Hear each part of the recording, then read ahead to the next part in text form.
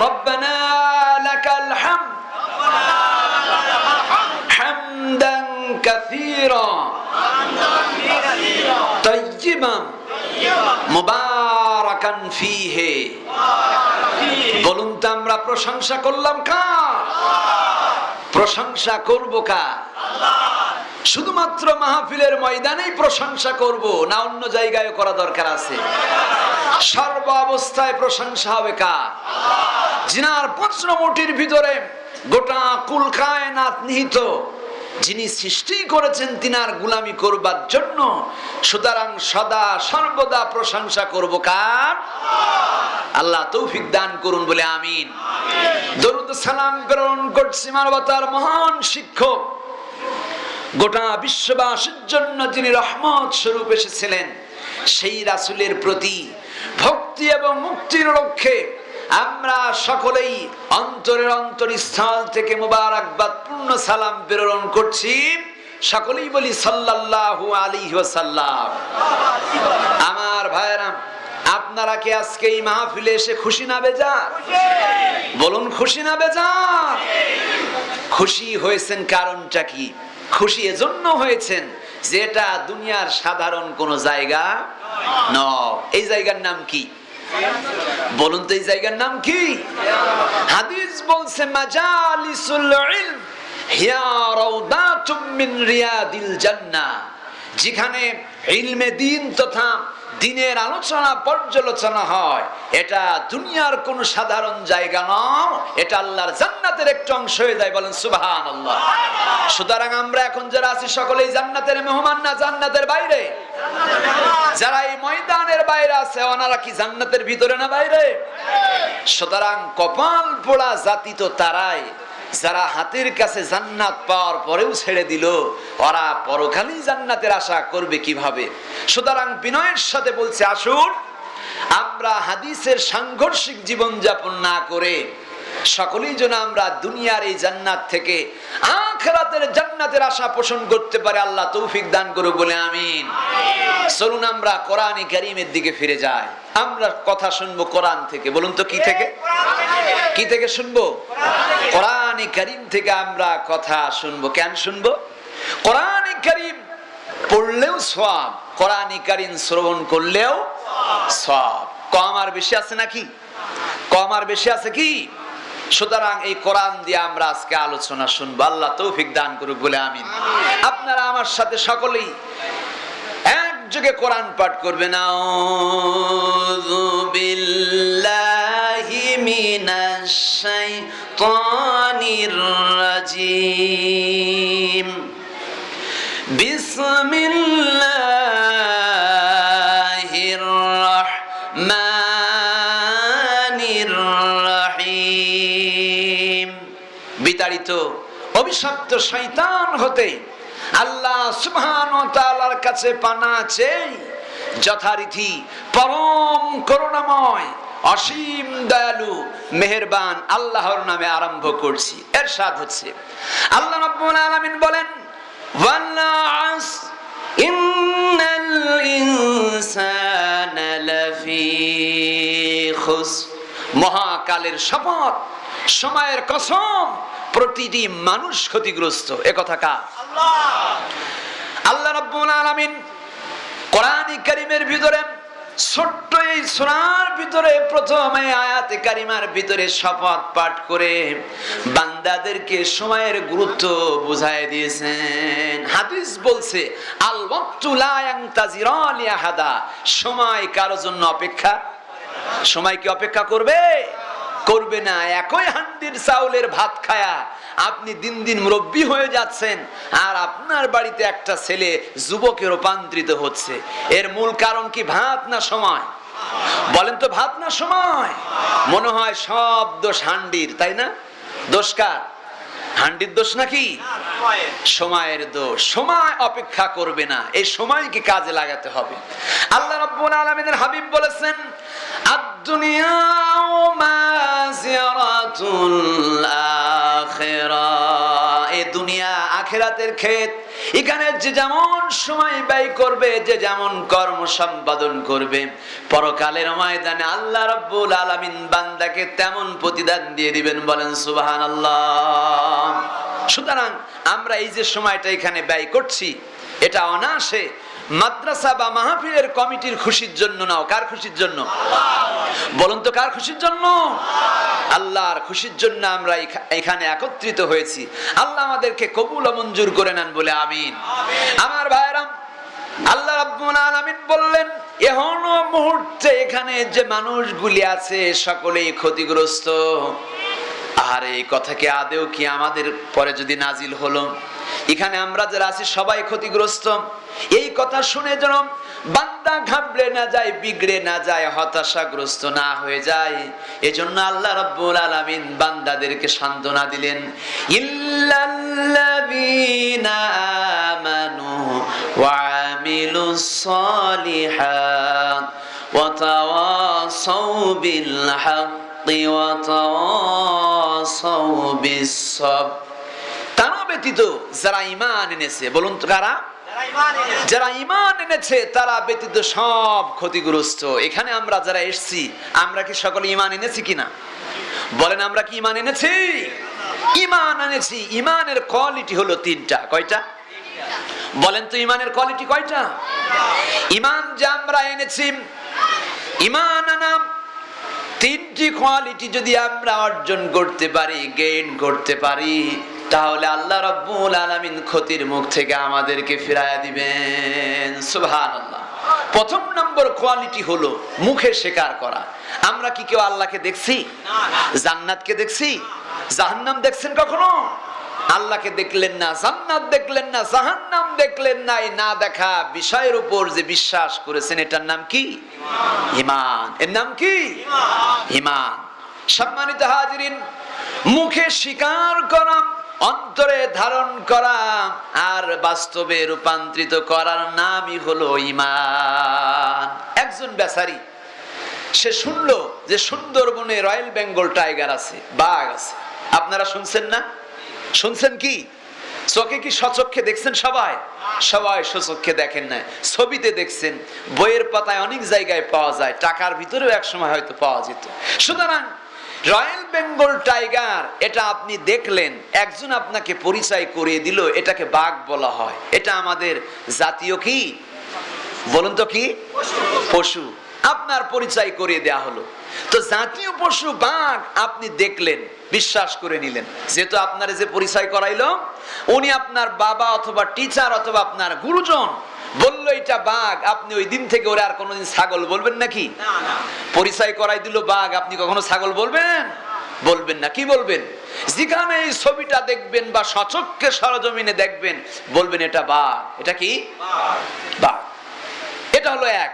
দুই নাম্বার হলো অন্তরে ধারণ করা। বললো বাঘ, কিন্তু এবার বাঘের ক্ষিপ্রতা সম্বন্ধে ধারণা দেয়া হলো। যখন ছবিটা দেখায় বললো এটা আমাদের জাতীয় পশু বাঘ, কিন্তু আপনি আনন্দে আত্মহারা হলেন। শরীরের ভিতরে ডোরা ডোরা কাটা, কি সুন্দর প্রাণী দেখতে। দেখে আপনি যখন আনন্দ করছেন, তাৎক্ষণিকভাবে টিচার বলল, তুমি কি জানো এই বাঘ কি করে? এই বাঘ যদি তোমার নাগালে পায়, দাম করে ধরে তোমার ঘাড় মটকে মেরে ফেলে তারপরে তোমাকে ভোজন করে দিবে। একটু আগে যে আনন্দটা পাইছিলেন, এই মারার কথা শুনবার পর ওই আনন্দ কি আর থাকবে? বলেন, থাকবে কখনো? তাহলে আগে আপনি কি নিলেন? বিশ্বাস করলেন। এবার তার ভয়টা অন্তরে ধারণ করলেন। মনে করুন এই এলাকায় মহেশপুরে কোনোদিন বাঘ আসে নাই, কিন্তু রাতের আধারে আমাদের মসজিদের মুয়াজ্জিন সাহেব অন্যান্য দিন আযান দেন রাত 4টার পরে, কিন্তু 3টার দিকে উঠে বলছে যে আমাদের গ্রামে বাঘ এসেছে। এমন কোন বীর পুরুষ আছেন যে আপনি ওই বাঘ দেখবার জন্য ঘরের বাইরে এসে দাঁড়ায় থাকবেন? আছেন কি কেউ? আপনি কিন্তু স্বচক্ষে দেখেন নাই, শুধু শুনেছিলেন বাঘের ক্ষিপ্রতা। এই অন্তরে ধারণ করেছেন, এটাও ঈমান। এটা কি? এরপরে গিয়া যখন আপনি বাস্তবে বাঘ স্বচক্ষে দেখবেন এবং বাঘ আপনাকে তাড়িয়ে নিয়ে যাবে, তখন বুঝবেন যে বাঘ থেকে পালানোর মজাটা কেমন। বাঘের সাথে কি পাল্লা দিয়া দৌড়ায় পারা যাবে? কখনো যাবে না। তাহলে তিনটা কাজ। একটা হচ্ছে মুখে স্বীকার করা, দুই নম্বরে অন্তরে ধারণ করা, তিন নম্বরে কি? বাস্তবে রূপ দেওয়া। যেমন আমরা নামাজ পড়ি, আপনারা কি কেউ দেখছেন যখন ওহী নাজিল হয়েছিল? দেখেন নাই। আল্লাহ রাব্বুল আলামিন নবীজিকে বলেছেন, ফাযাক্কির ইন্নামা আনতা মুযাক্কির, নবী হে আপনি একজন উপদেশক, মানুষদেরকে উপদেশ দিয়ে যান। আপনার দায়িত্ব মানুষদেরকে বোঝানো ভালো আর মন্দ, কোনটা ভালো কোনটা মন্দ, কোন পথে চললে জান্নাতে যাওয়া যাবে আর কোন পথ ধরে চললে জাহান্নামে যাওয়া যাবে, এই বিষয়টা আপনি মানুষের সম্মুখে উপস্থাপন করুন, এ দায়িত্ব আপনার। আল্লাহ রাব্বুল আলামিন বললেন, ইল্লা মান তাওয়াল্লা ওয়া কাফার, আপনি যখন মানুষদেরকে উপদেশ দিবেন, ভালায়ের কথাগুলি বলবেন, যদি মানুষ অবজ্ঞা করে, অবহেলা করে, যদি অস্বীকার করে, অস্বীকার করলে পরে আল্লাহ রাব্বুল আলামিন বলেন, ফায়ুআযিবুহুল্লাহুল আযাবাল আকবার, তাদেরকে ভয়ানক শাস্তির ভিতরে দীক্ষিত করবেন কে? বলেন কে?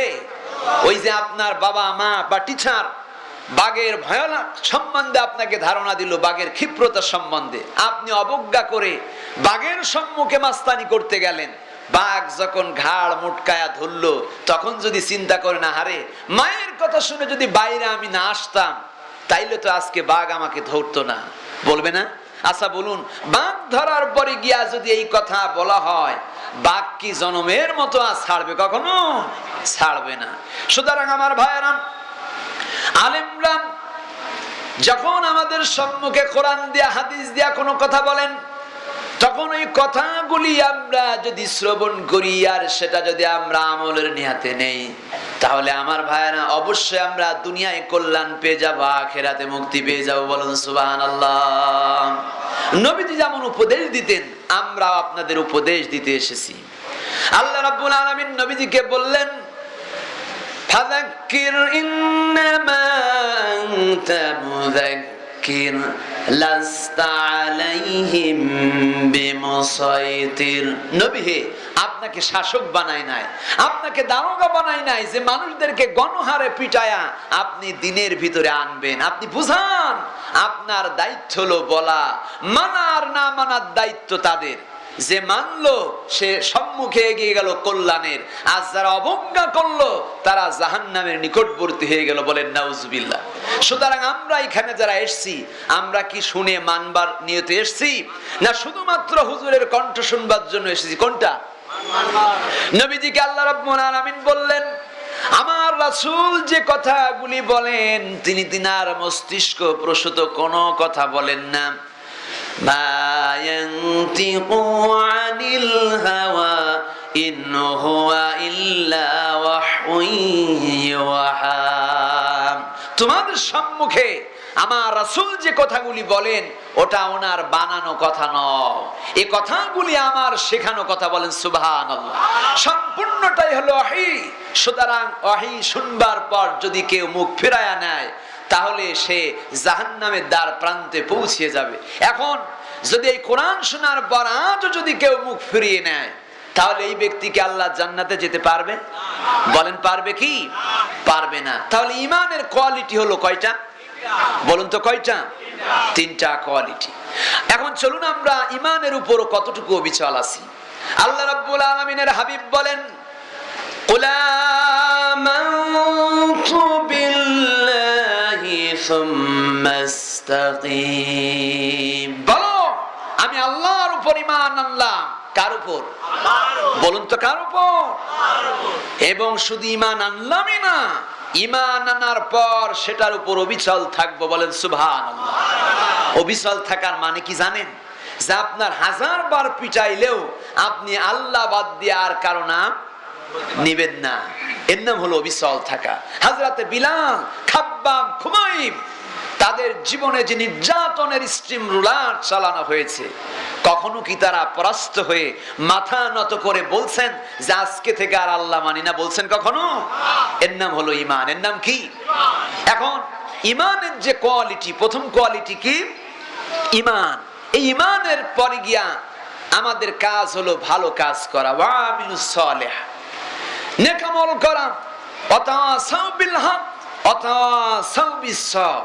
সম্মানিত ভাইরা, আল্লাহ রাব্বুল আলামিন বললেন তারা ক্ষতিগ্রস্ত নয় যারা ঈমান এনেছে, এরপরে গিয়া নিজেরা ভালো কর্ম সম্পাদন করে, অন্যদেরকেও ভালো কাজ করবার জন্য উদ্বুদ্ধ করে, নিজেরা ধৈর্য ধারণ করে, অন্যদেরকেও ধৈর্য ধারণের জন্য উৎসাহ প্রদান করে। বলুন সুবহানাল্লাহ।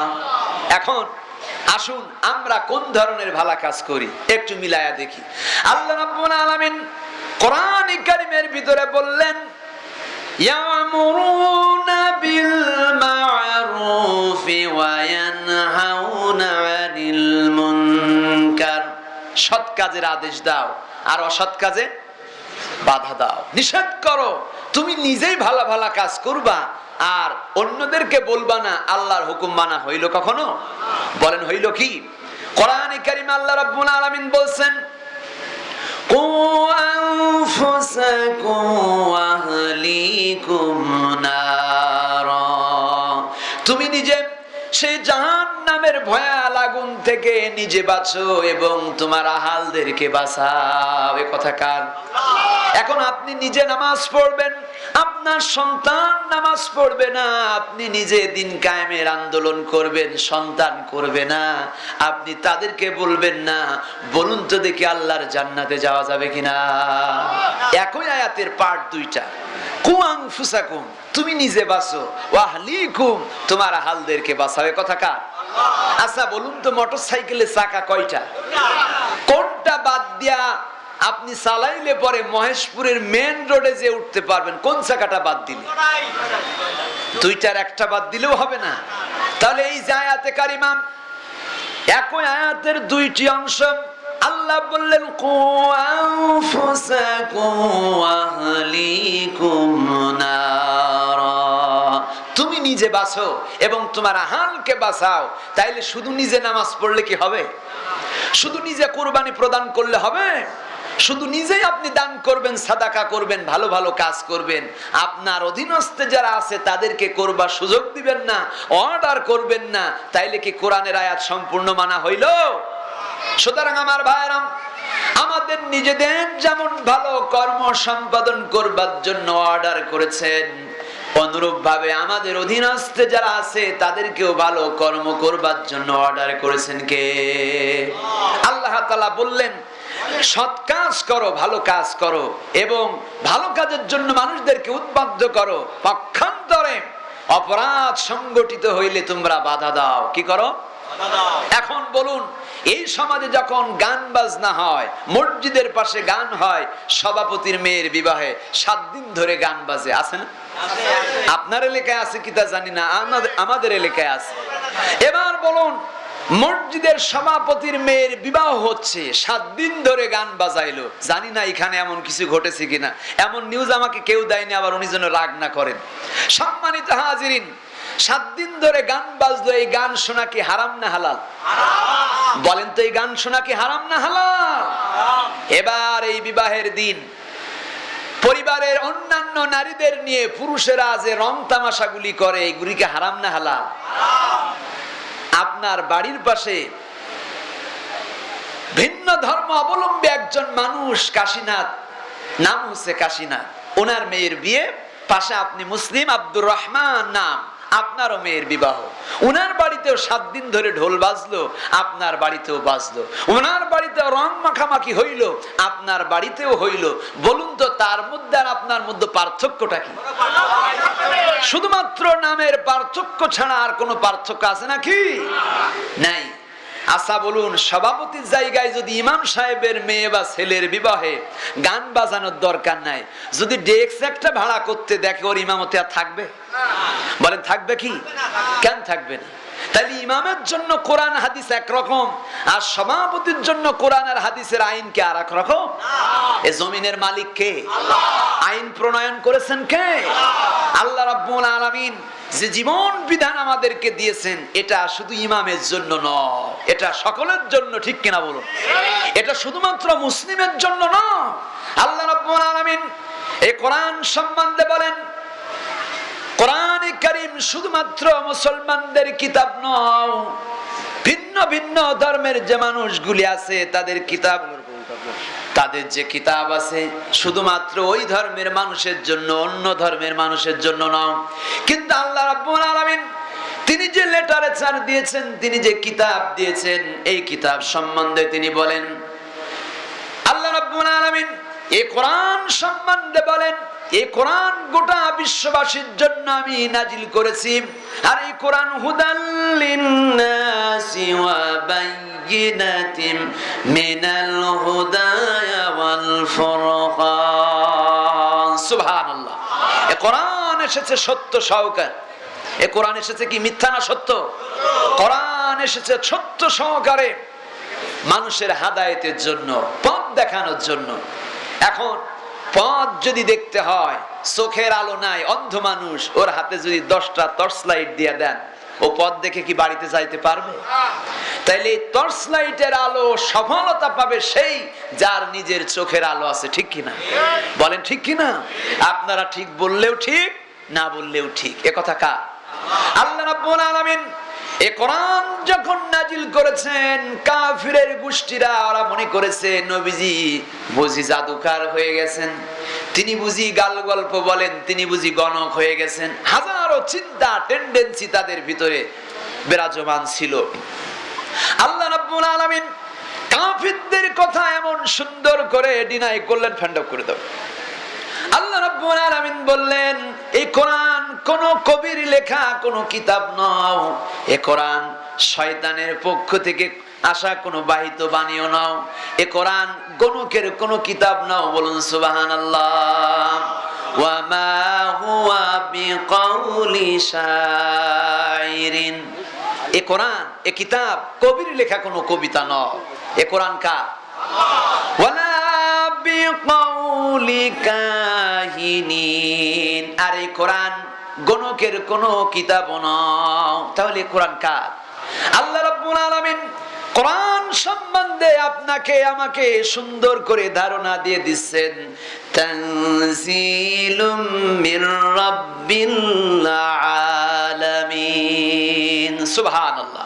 এই কোরআন হলো তোমার রবের পক্ষ থেকে বাহিত বাণী। বলুন সুবহানাল্লাহ। আপনি যদি সারাদিন কাজী নজরুল ইসলামের লেখা কোনো কবিতা পাঠ করেন, রবীন্দ্রনাথ ঠাকুরের লেখা কোনো প্রবন্ধ পড়েন, বা রবি ঠাকুরের লেখা কোনো প্রবন্ধ পড়েন, অথবা আহসান সাহেবের লেখা কোনো কবিতা আপনি আবৃত্তি করেন, প্রত্যেকটা শব্দে শব্দে 10টা করে নেকি পাওয়া যাবে কি? বলেন পাওয়া যাবে কি? কোন কিতাব পড়লে পাওয়া যায়? বলেন তো কোন কিতাব? এই রবি ঠাকুর, এই রবীন্দ্রনাথ, এই কাজী নজরুল, এই জসিমউদ্দিন স্রষ্টার কিতাব, সেই কিতাবের নাম কি? এই কিতাব আমরা পড়তে পারি কতজনা? পার্সেন্টেজ দেখলেই বোঝা যায় কি হতাশা, কি দুর্ভাগ্য এই জাতির। আল্লাহ তাআলা নবীজিকে প্রথম জ্ঞান অর্জন করবার জন্য অর্ডার করলেন। কি করলেন? নবীজি যখন ওহী হলো, বলছিলেন যে আজকে থেকে নামাজ কায়েম করো, বলছেন কি?